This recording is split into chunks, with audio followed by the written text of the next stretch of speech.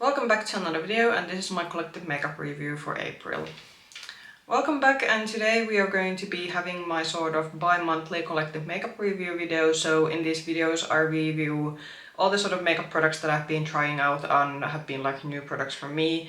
The eyeshadow palettes will be in a separate video as always, and the eyeshadow palette video I think I'll be filming it during the Easter weekend, so it's going to be coming out in a few weeks time. But for the sort of rest of the makeup products, I do have to say we have quite of a decent amount of things, and we do have a we don't have any base products. We do have like almost full face of products, but we don't have base products for this one. And you will be seeing a sort of like hand swatches of the products in somewhere here when I talk about them, so you get kind of an idea how they look applied on your skin. But let's get now to reviewing the products that I have for this month. So for some reason we're having a bit of an highlighter heavy, I would say as the review video. I usually don't try this many highlighters within like a 1 month or a couple of weeks time, depending when I have used this. But let's start with the highlighters. There's one blush product, then we have a couple of bronzing contouring products, a few lip products, and also a few like other eye products, then sort of eyeshadow palettes that are in this one. So with highlighters, first one, I got this one of the W7's new highlighters. So this was the Sunset Glow version. They had two of the version of this one, and I got the one that is a sort of a pinkish golden.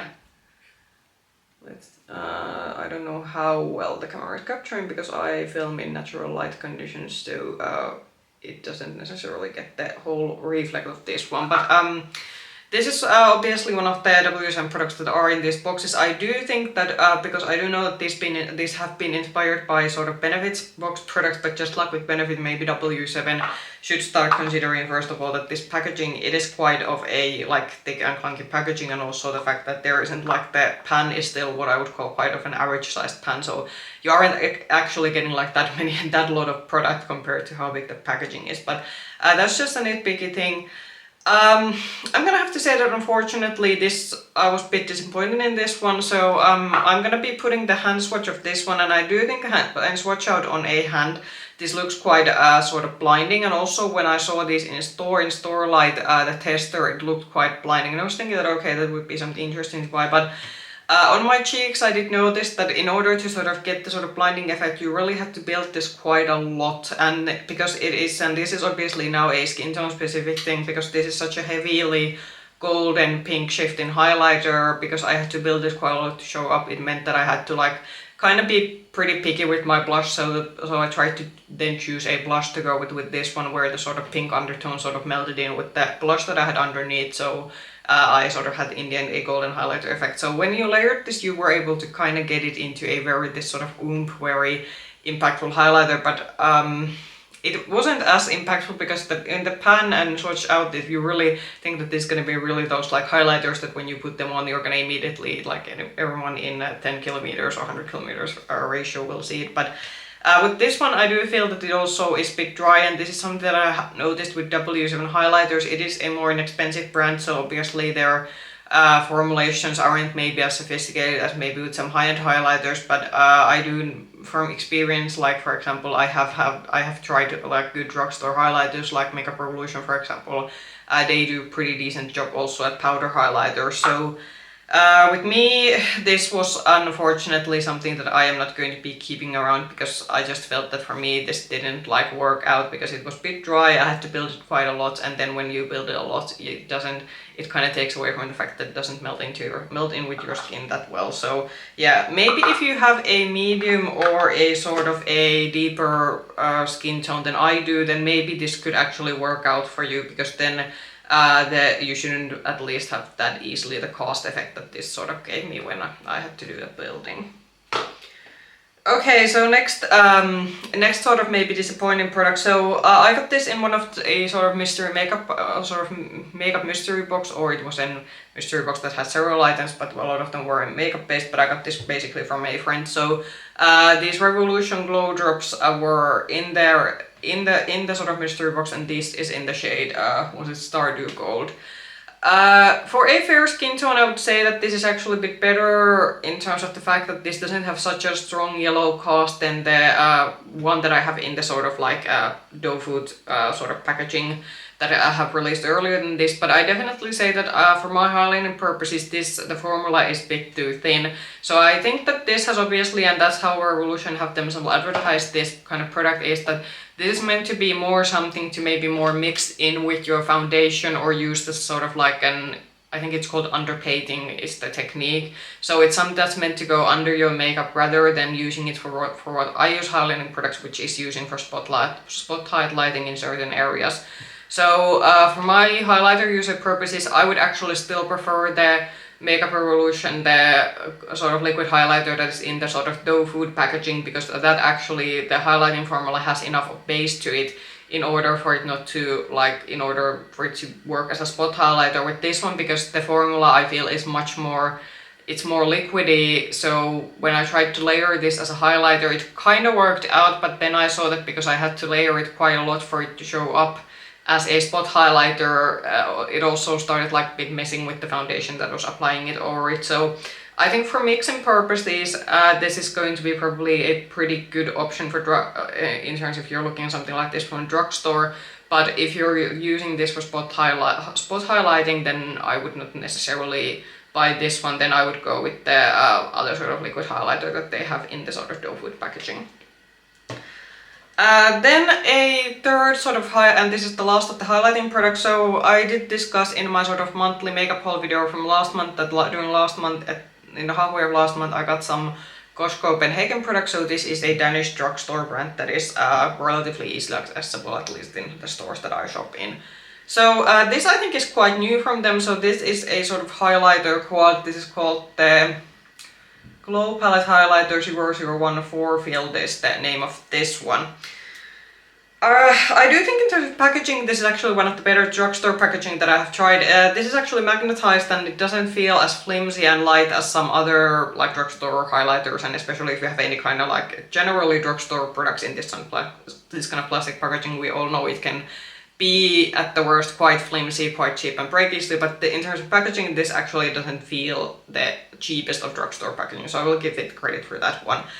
My issue with this one is that I can't really tell unless I'm really using the deep, the deep shade. I haven't actually used. You will be seeing it swatched out in the image, but I'm just gonna be honest. I didn't use the deeper one because the deeper shade I would have used as a sort of glowy bronzer and glowy bronzer contour product, and we all know that I prefer my bronzing and contour products being matte, maximum satin, but definitely not glowy.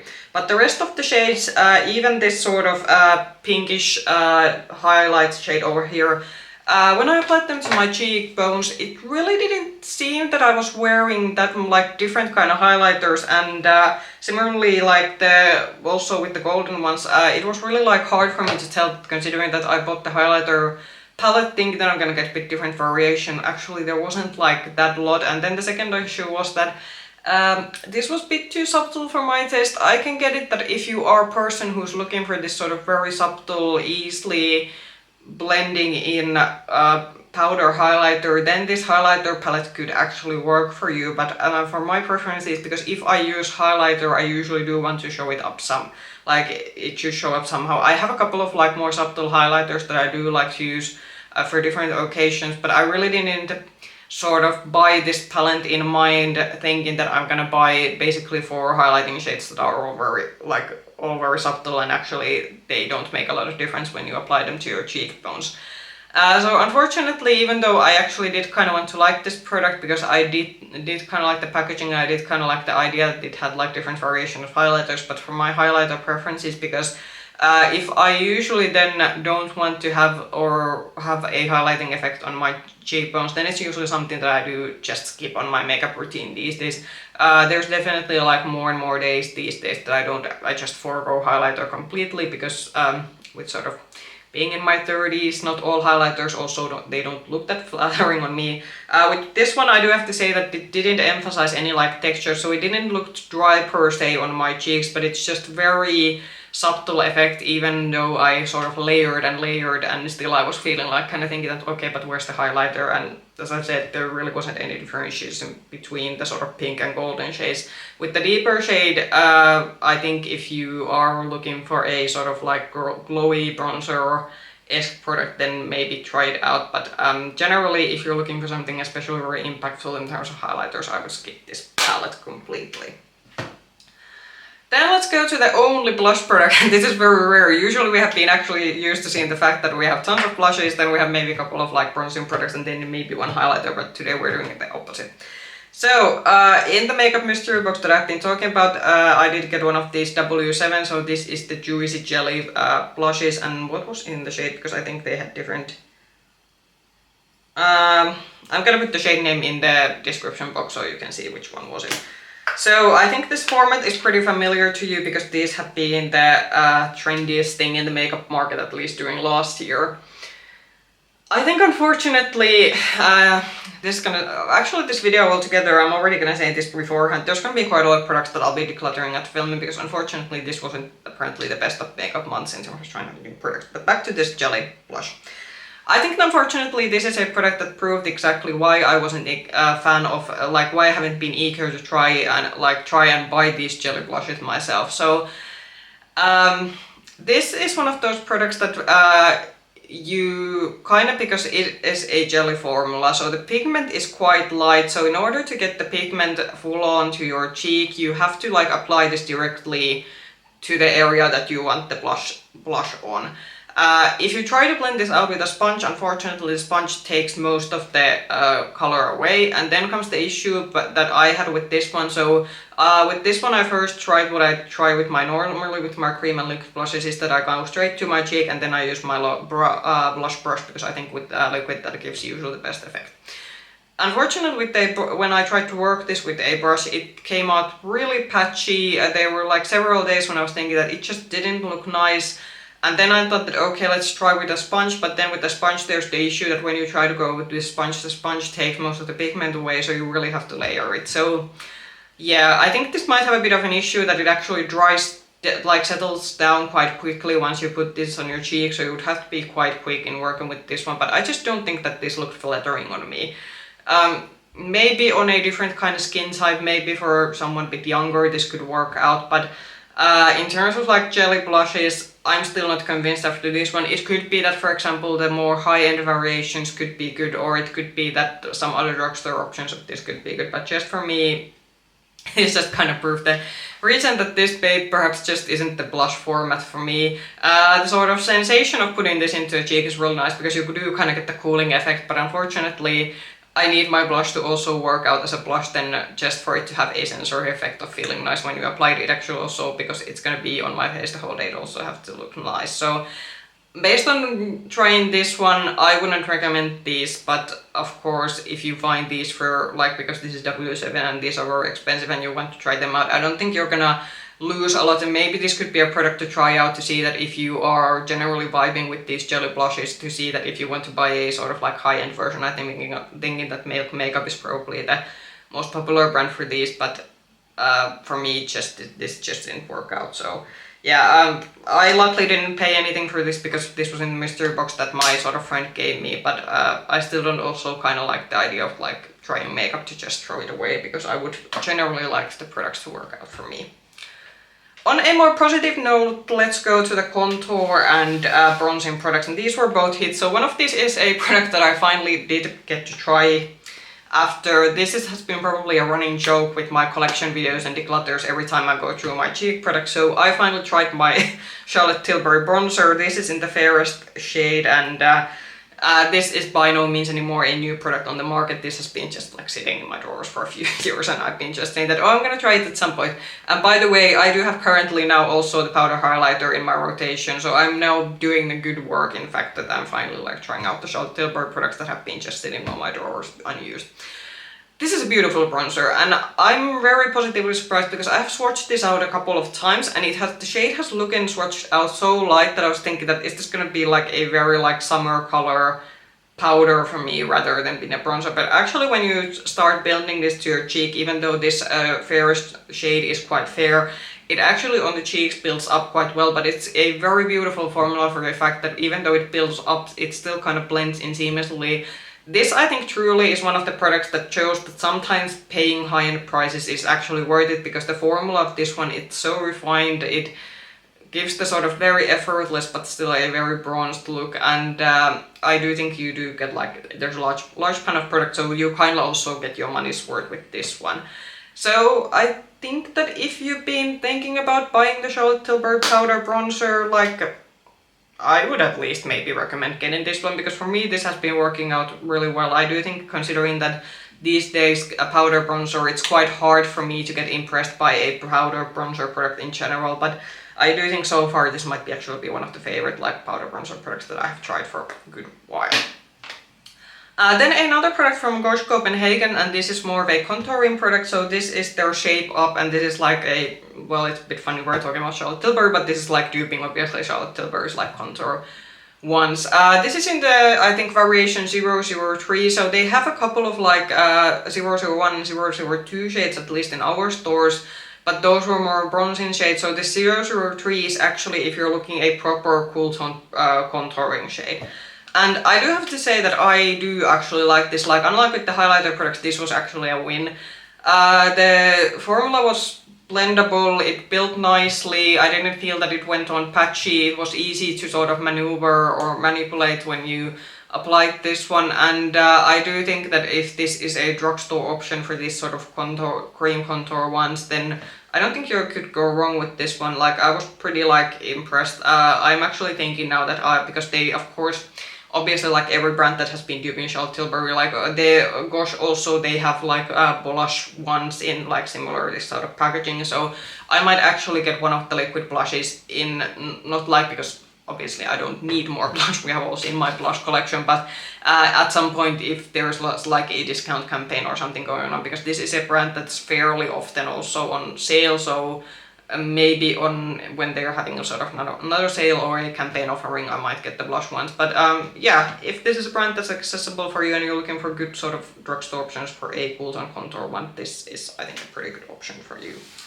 So we have two lip products, and the first one is a sort of a deluxe mini of a sort of a popular luxury product, at least these were pretty popular last year. So this is a deluxe mini of the YSL, and this had a very long name, I'm gonna put it in the description box, but these are basically their sort of glossy, I think they advertised these as kind of hybrid between a lip gloss and a very glossy lipstick. So I think they had a couple of variation of this one, because I think the one that I got as a deluxe sample, this is a relatively, it's a more pigmented version than compared to some of the more like very glossy ones that I think that are more like a sheer formula. I do think, considering that they have advertised this one as a very this sort of like overall very like candy gloss sort of theme, I do think this actually doesn't have that lot of a gloss to it actually when you apply it to your lips. I have, for example, I was comparing this to, because I was thinking that what would be a good product that compare this one. For example, I have the Moira has these very hydrating lipsticks that I actually bought one from last year, and I feel, for example, that one, even though it's very pigmented formula, I felt that, for example, that one is much more like a glossier formula than this particular product. I do like the shade, it's a nice sort of a candy pink, I think caramel pink would be what I would describe it. And this is actually something that you can get color on. You can put a sheer layer of this one over your lips, but I do think this actually looked better when you build it, and then you had a sort of more like nice of a like pink color effect on your lips. I am no way in a hurry to buy this in a full-size version. I'm happy to use the deluxe mini that I got with my purchases. It was actually with my YSL Black Friday purchases during last year. I'm happy to use this up because it's a deluxe mini. I will be able to use it up relatively quickly, but I'm not that impressed because, as I said, I, for example, do have the Moira lipsticks, and I do have like other like glossier lipstick formulas that I think that are just as good. It does have a nice of a fruity scent when you initially apply it to your lips. The scent does dissipate, so you don't have to worry that you're gonna be having the scent lingering all day. But it's an, I'd say, okay product, but considering that the lipsticks full size, they are also pretty expensive with YSL prices, I'm not running out to get new shades of with this one. Then another product that has been waiting for quite some time on my sort of to try pile. So these are the MUA Velvet Matte Liquid Lipsticks. This one was in the shade, what was it? It's quite, I remember it's probably in a pretty small, yeah, Classic. So this is one of those, I think, My Lips but better shade. It's a more sort of like rosy, orangey leaning shade, but it's still like pretty neutral. This is one of those things that what I would call a pretty traditional liquid lipstick, because I do think that with liquid lipstick we have more moved towards comfort matte finishes, meaning that they don't dry out completely, meaning that usually if you drink something from a glass you will have a bit of color at the rim, or it's not what you would call kiss proof, which I think was the one that has been something that a lot of brands have been advertising their liquid lipstick with. But this one is actually one of those that this pretty much stays on put once you apply this to your lips. Is it the most comfortable thing? I definitely have to say that if you suffer from super dry lips, probably don't try this out, because it really will settle down onto your lips, meaning that probably it's gonna suck also a lot of the moisture you have. And it was like, because with some of these cheaper liquid lipsticks there's been the issue that they are a bit tacky. This did have a bit of the tackiness, at least when you initially apply it, that when you try to rub your lips together, if you did this thing, then you had a bit of your lips sticking together. But once the sort of formula settled down completely, at least I didn't feel that it was tacky to the point that you couldn't wear it during the daytime. So I think if you're looking for a traditional liquid lipstick that really stays on put, you need something that you don't have to baby or worry about during daytime, and you're looking at for a drugstore price. I do think this could be a good product to look into. I'm a bit unsure were these liquid lipstick a limited edition range or are these permanent, but I do remember that they had quite of a nice range of sort of neutral leaning colors, so you probably will, if you're especially someone looking for an everyday shade, you will probably find it in this line. And then a lip product that was actually a hit for me. So this is again one of the Kohl Copenhagen products that I've been trying, and these are their bullet matte lipsticks. So the shade I have it got in was 002 Romance. So this is a again a more of a, I think this actually is quite similar to the YSL sort of a glowy lipstick, except that this is obviously a matte and more of a opaque formula. So I do think this is a pretty like good formula, especially if you're looking for a bullet matte lipsticks at a drugstore. It's very sort of like carries a lot of pigment, there's a lot of punch to it, but it also, I was quite impressed how well this stays in put. Obviously, because it's a cream bullet matte lipstick, it is still gonna wear off during the daytime, but for me, I felt that even though you did drink and eat, you still actually did get a decent amount of like product still left on your lips, and also didn't wear off patchy. And just altogether, it was also a very, what I would call a, because some of these bullet matte lipsticks, they can feel a bit heavy on your lips if you have to layer them, but this actually felt very sort of nice and sort of light formula in your lips. Is this gonna dry out your lips if you're gonna wear this through the whole day, especially if you have dry lips? Definitely yes. So if again you're someone who has a dry lips, this might not be something for you, but if you're looking for a good bullet matte lipstick formula at a drugstore, especially if Kohl is a brand that's available to you, then I would actually get these ones, because I did truly like this one. It's a beautiful shade, and I do think they have quite of a nice, I think the shades in this range are a bit on the sort of pink, sort of pinkish leaning, neutral leaning side, but if you can find a shade that you like and you like this kind of formula, then I would give these a go. And I have to give them credit, the packaging is also nice. I do like the sort of rose gold detail that they have this, and this sort of a soft matte packaging that they have going on for these lipsticks. And to the last product, so eye products. I'm gonna go the two mascaras last. I'm first gonna start with the eyeliner. So again, this is a product that was in the sort of makeup mystery box. So this is the W7 Kohl King liner in a white shade, and I did discuss in my sort of makeup haul video that this was quite of a nostalgia thing, because when I was in the pre-teen age, when I started thinking that I would like to try makeup, it was basically every makeup artist would advise that you have to put white eyeliner to your like lower lash line, because that was the thing in the sort of beginning of 2000s, that you put a white eyeliner basically under your lash line to open your eyes up. So I think this isn't the gel eyeliner per se, this feels like more of a traditional pencil eyeliner formula. Unfortunately, I don't think this is a good product. So I tried this in my lower lash line. I'm actually gonna maybe like dig in some of the images that some eye looks that I had with this one, so you can kind of see how it looks. But initially when you applied this, I felt for the lower lash line that you were able to build it quite well, but Unfortunately, it didn't take. It was actually a day when I was doing like it was a filming day, so I didn't even have my makeup on for the full day. But after I noticed immediately after I had stopped filming and I went to the bathroom to check how my makeup was looking, I had noticed that the white eyeliner, it had already started breaking down on my lower lash line, and considering that I was just sitting down for the couple of hours doing my filming, that's not an impressive performance for an eyeshadow. Eyeshadow from a eyeliner, especially a shade that I know most people would use in their lower lash line.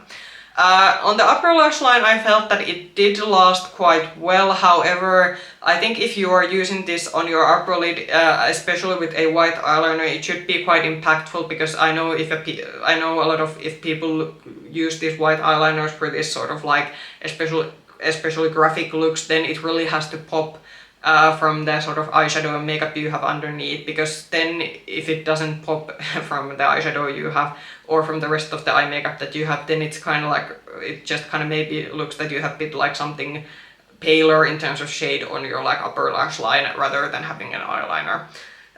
So unfortunately this wasn't a hit. Also, you had to layer this quite a lot to get the effect that, like, get at least the effect that I felt that it somehow looked that I had something on my eyes. So this is again going to be another product that is going to be decluttered after I film, because I know that I won't be having any use for this product, because it really doesn't like serve the purpose that I'm looking in a eyeliner. Then mascaras, let's first go to the one that I am currently actually wearing. So this is the W7, and this was the It's Really Navy mascara. So I do think they have these colored mascaras in a few variation, and this had one of the sort of really let's see if I have two pins stay. So this had a sort of very funky mascara where basically it's a flat mascara wand, and it sort of have the bristles on the side. So probably if you're looking at my eye look currently, you're thinking that it doesn't really look too navy on your eyes, and I did discuss already in my makeup haul video. So when you apply this to your eyes, and especially when you layer this one, the navy color kinda, it doesn't look as blue as it looks when the formula is wet, so the color kinda like dims down when you layer this one. I actually initially wasn't that impressed with this one, but now that I've actually like used this over maybe like 3 weeks already, I do actually have to say that this is by no means going to be my favorite mascara. I'm not exactly a fan of the wand, and also you do have to do a lot of layering, but actually once you do the layering, I do think my lashes have a pretty decent amount of length and separation. So I think if you're looking for a length and separating mascara, then you can maybe look into this one. The formula needs a couple of days to sort of settle down a bit for it to be a sort of like a for it to get the results that you can kind of see now on my eyelashes. So this isn't like the worst, because I have tried a W7 mascara before and that was very underwhelming. Compared to that one, this is much better, but not gonna be my favorite mascara due to purely fact that the wand shape is quite odd, and it's still not anything revolutionary. You do have to work a bit to get it to work out, but once you do get it to work out, I do think for length and separation it's an alright product. So then the product that I have been liking quite a lot, so this is the Maybelline Colossal Bubble Mascara, and I'm gonna be again taking the wand out so you can kinda... So it has a sort of like quite round one with a sort of traditional bristles over it. So I have to say, from Maybelline mascaras, I do think I still like the pink mascara. I think it's the Fireworks mascara that's in the hot pink packaging, because I do think that the mascara gives a bit more volume. But I do think that especially if you're looking for a good like separating bit of curling mascara that also gives length and bit of volume, I do think this is a pretty good find from the drugstore. This does smudge a little bit, so if you are, because I do know some people are quite particular for the fact that they don't want their mascaras to smudge like any during daytime, then probably don't get this one. I don't mind if a mascara smudges a little bit during the day, because obviously I usually at a work day, it's quite early when I do my makeup and it's quite late when I wash it off, so it's understandable that all of it gonna stay intact. But I would have to say that if you can handle a bit of smudging, I do think this is actually one of the better drugstore mascaras that I've tried for a while. So if you are looking for something a bit more volumizing, then I would go with the Fireworks mascara that is in the hot pink packaging. But if you're especially looking maybe for more separation, length and curl, then I would get this one.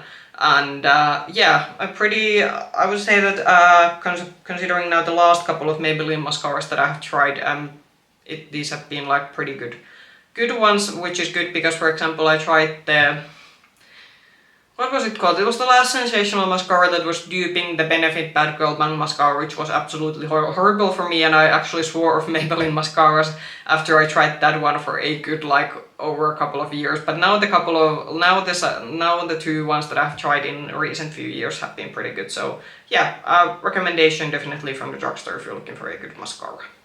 Then for some conclusions, so what were my favorite products? I think favorite products, even though unfortunately there were a lot of products in this one that I didn't like, and I usually I would not like to have this many products that I will be like basically put into a bin afterwards, because even though I try a lot of makeup, and obviously when I try a lot there's also going to be products that don't work out for you, but I would still like most of the products to work out, so I don't like getting makeup just to try it out and throw it away. But keeping it on the positive, what I did like, the Charlotte Tilbury Powder Bronzer, definitely worth the price, beautiful formula. If you're looking for a good sort of lengthening, separating and curling mascara, the Maybelline mascara, this was also really nice. The Gosh lipstick, definitely something that I am going to be sort of using more in the future, because I do think for this formula is very nice and I do like the shade. And also, what else? Maybe I'll also give the sort of Gosh contouring one. I do think for drugstore, especially a very nice sort of formula. I do think the cool tone shade match for me is very, like for my particular skin undertone, perfect shade match, and overall a very nice formula to work with, and that still is very easy to work, but will show up if you especially are someone who likes a more visible contour on your face. But anyway, comment down below, have you tried any of these products and what did you think about them, or what have been sort of your favorites and fail makeup products that you have been trying out recently. If you like this video, push the like button, subscribe to the channel, ring the bell button if you want to get notifications from future content. You can also find me with the same nickname, Makeup Hedgehog, on Instagram. I hope I'll be seeing you soon in another video. Bye bye!